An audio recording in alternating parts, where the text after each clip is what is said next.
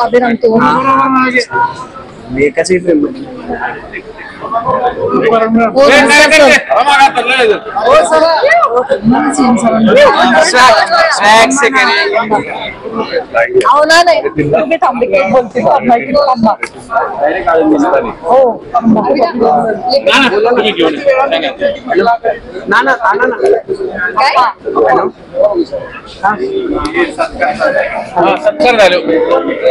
नाही ती नाही हो, मी पुण्यात आहे मॅडम, एअरपोर्टला. अगं दिसलो का मी आहे बघा फ्रेम.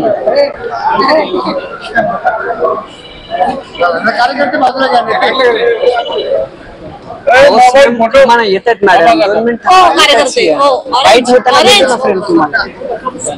अहो मग आले तर बघा ते बाईटच्या वेळेस आपल्याला लागेल ना फ्रेम.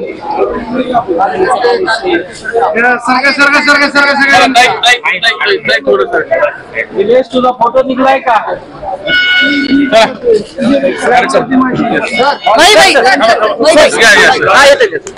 सर इकडे गेला पुण्यात. एक मिनिट थांबा.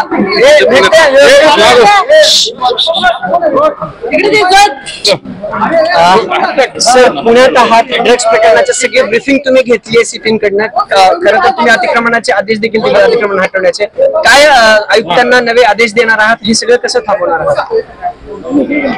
आयुक्तांना यापूर्वीच मी आदेश दिलेले आहेत. त्या आदेशाप्रमाणे पब असतील, ड्रग विक्रीची ठिकाणं असतील, हॉटेल असतील, शाळा कॉलेजच्या आजूबाजूचे स्ट्रक्चर असतील, टपऱ्या असतील, दुकानं असतील, हे सर्व बुलडोजर लावून तोडण्याचे आदेश मी दिलेले आहेत.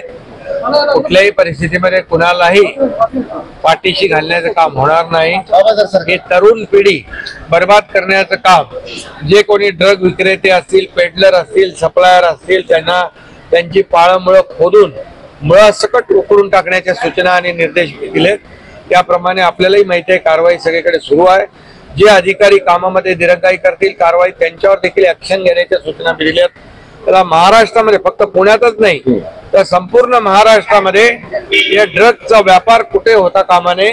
ही तरुण पिढी जी आहे ही तरुण पिढी नासवण्याचं, बर्बाद करण्याचं काम जे कोणी करतील त्यांना जेलच्या आतमध्ये टाकल्याशिवाय आपलं सरकार बसणार नाही स्वस्त. आणि म्हणून जे जे लोक याच्यामध्ये जे दोषी आहेत, जे गुन्हेगार आहेत, त्यांना सोडलं जाणार नाही, त्यांच्यावर कठोर कारवाई केली जाईल.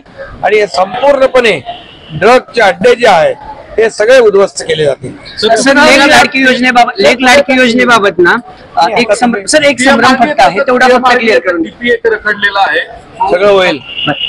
सर एक संभ्रम फक्त लेक लाडकी योजनेबद्दल असा आहे की नेमकी लाडकी नाही, बहीण त्याबद्दल असे संभ्रम आहे की जे पैसे देण्यात येणार आहेत त्यात काही अटी लावल्यात, जसं की संजय गांधी निराधार योजनेचे असतील तर ते 500 रुपये वाढवून दिले जातील. ते नेमकं काय? थोडं नाही काही नाही, ही पूर्ण योजना वेगळी आहे.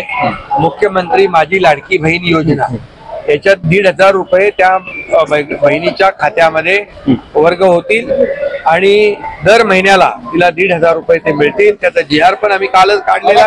त्याची 1 जुलै पासून अंमलबजावणी होईल. त्याचबरोबर 3 जे जेवणासाठी सिलेंडर आहेत, गॅस सिलेंडर, ते देखील मोफत देण्याचा निर्णय आम्ही घेतलाय. त्यामुळे ही योजना वेगळी आहे. संजय गांधी योजना, श्रावणबाळ योजना ज्या आहेत त्या तशाच्या तशा सुरू राहतील.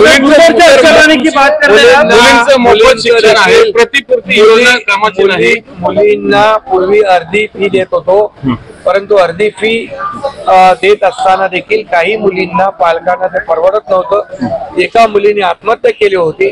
ते लक्षात घेऊन सरकारने पूर्णपणे 100% उच्च शिक्षणाची जबाबदारी सरकारने घेतली आहे आणि त्याचाही निर्णय प्रतिपूर्ती शब्दामुळे गोंधळ आहे. फी भरल्यानंतर मिळणार, त्यामुळे मोफत हा विषय पाहिजे. ज्याच्यामध्ये काही सुधारणा असतील त्या केल्या जातात. सर हिंदी में जानना चाहेंगे सर?